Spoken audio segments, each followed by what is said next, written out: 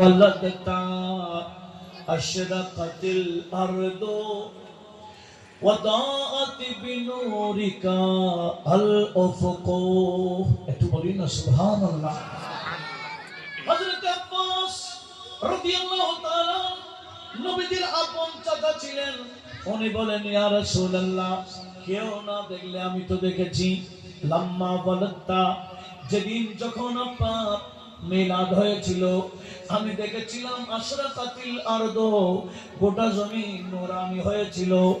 এমনকি দাআত বিনুরিকা, আপনি নবীর শরীর থেকে এমন নূর বের হয়েছিল, এই নূরের মাধ্যমে শূন্য আকাশ আলো হয়েছিল।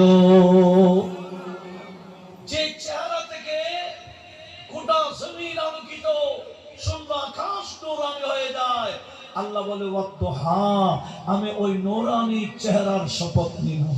সুবহানাল্লাহ। একটু জোরে বলি।